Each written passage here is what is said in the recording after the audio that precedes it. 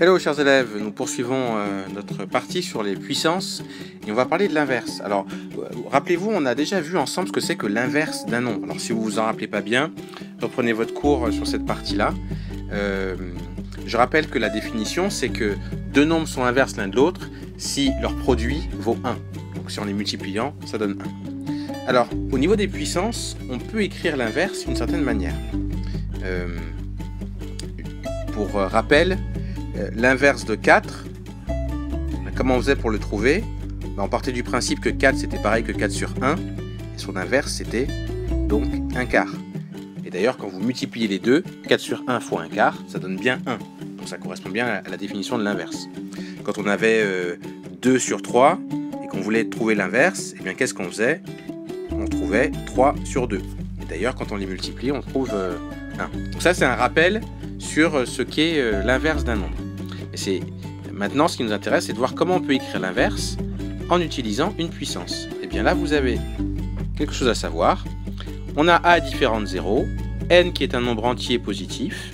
Et bien a puissance moins n, c'est l'inverse de a puissance n. Donc a puissance n, c'est l'inverse de a puissance moins n. Alors en fait, a puissance moins n, c'est quoi? Bien, vous en avez ici l'explication. A puissance moins n, c'est pareil que 1 sur a à la puissance n. Donc ça, c'est une formule, il faut l'apprendre par cœur. Quand vous voyez écrit ça, a puissance moins n, écrivez que c'est pareil que ça.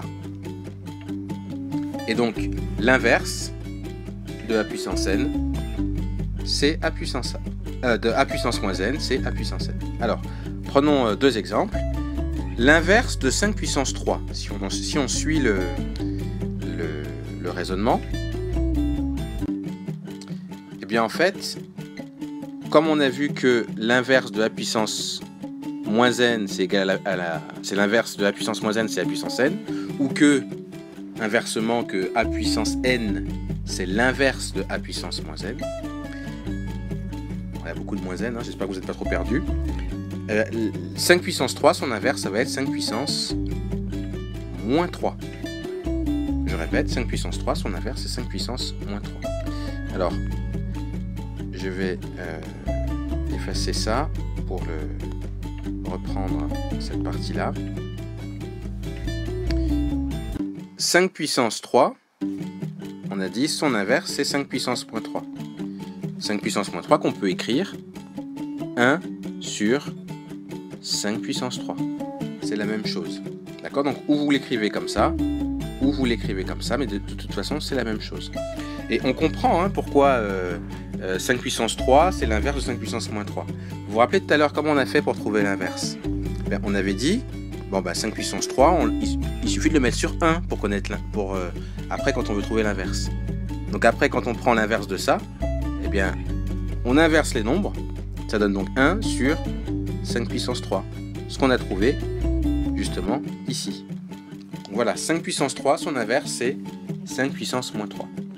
Maintenant, eh bien, l'inverse de 2 puissance moins 6, d'après la définition qui est là, eh bien, ça va être 2 puissance 6, tout simplement.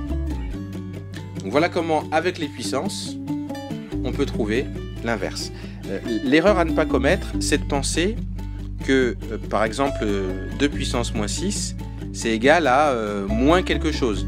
Ça, c'est faux. Le moins qui est là, il ne signifie pas que le nombre, que l'ensemble va être négatif. Ça ne veut pas du tout dire ça. Le moins qui est là, il signifie juste, pour vous l'écrire, voilà, il signifie juste que mon nombre, il est égal à 1 sur 2 puissance 6. C'est un moins qui est sur la puissance, c'est pas un moins qui est relatif au nombre qui est ici. Donc, même si j'ai un moins, ça ne veut pas dire que mon nombre est négatif, il reste positif de toute façon. Donc voilà ce qu'il faut aussi savoir sur l'inverse avec les puissances. Dans une autre vidéo, on parlera d'autres formules. Alors maintenant, c'est à vous de recopier la partie du cours sur l'inverse.